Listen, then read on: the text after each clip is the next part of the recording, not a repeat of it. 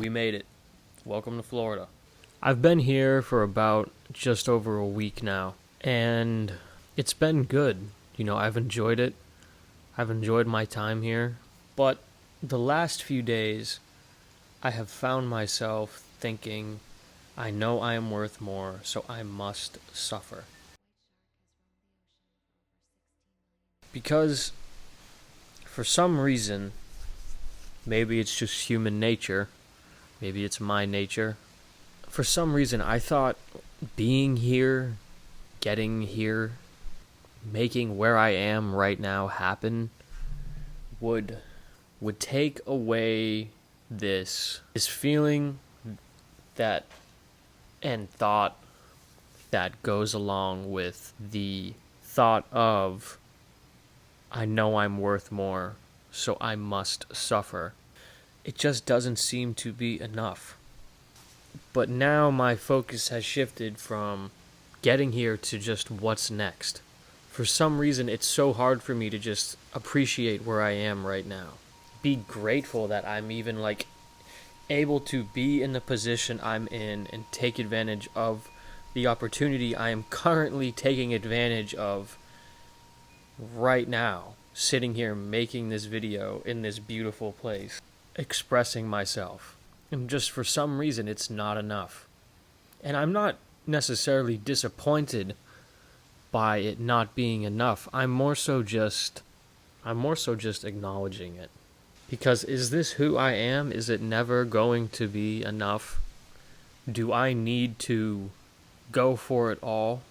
Just from experience, being in the moment, as cliche as that sounds, truly being present, being able to, it's just not even a feeling I can really, it's not something I can describe, because the only way to describe being present is just being clear. Marcus Aurelius wrote, All men suffer, but not all men pity themselves. And there are two ways I take this. I am in a spot I really wanted to be in, and somehow I am still suffering in various ways. And I can either sit in that suffering, or I can pick myself up. I can pick myself up and keep going and keep striving to do what I'm compelled to do, accomplishing and doing things that numb or null my suffering, which make life more content. I don't think it's possible to be happy 24/7, but I do believe it is possible to be overall content. And the other perspective I have on this is, I know I'm worth more, so I must suffer. Because I'm suffering right now. And to do anything worthwhile, to do anything that I see myself doing, I'm going to have to suffer in various ways and in various forms. So to connect this to what I was saying is pick up your suffering. Because to do anything, you're going to have to suffer to some extent. It's part of it. It's part of growth. To grow, you must suffer.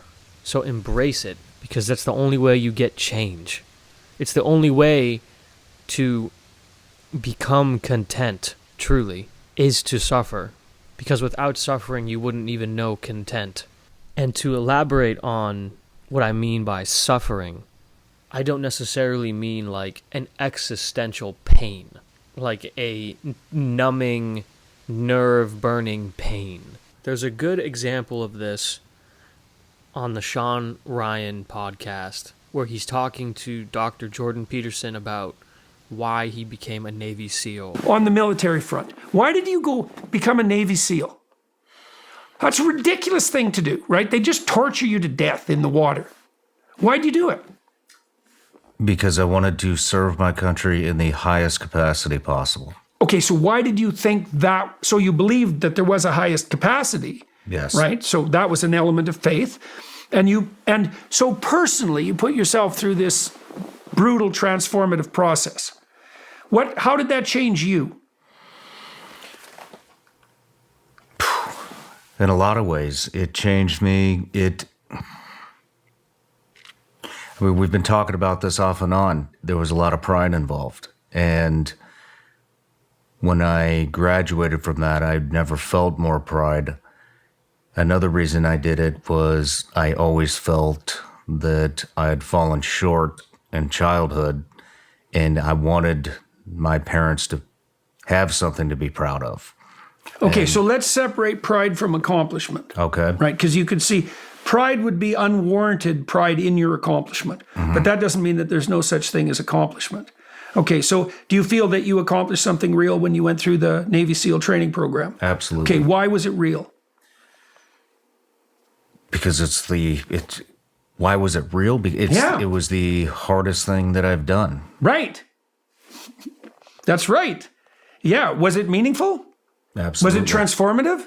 Yes. And it was the hardest thing you'd ever done. Okay, well that's the pathway. The pathway to what's most real is through the hardest things that you can do. Right? And that's the path. Obviously, that's the path of adventure. You know, you go watch a James Bond movie, which everyone loves to do, right? A romantic adventure. Well, what's James Bond doing all the time? Impossible things. And everybody thinks, wow, that's so... Well, so what? It's not fun exactly, right? Because it's better than fun. Fun is for kids, let's say. This is that pathway of sacrificial adventure. That's way better than just fun. Even though, because it's difficult even, the pathway of maximal difficulty. Now, I don't mean you should go out and play in traffic just because it's dangerous, but this is something that has been one of the things that's been great about these continued tours is that I can see people's lights go on when I talk about this. It's like, no, you're going to put yourself together by shouldering maximal responsibility. No one's ever told me that. It's like, because you see, the conservatives say you should, and they finger wag. But that's not the right, it's not the optimal way of presenting it. It's like, no, you don't understand, is that the meaning that will sustain you in your life will be found in the voluntary shouldering of maximal responsibility.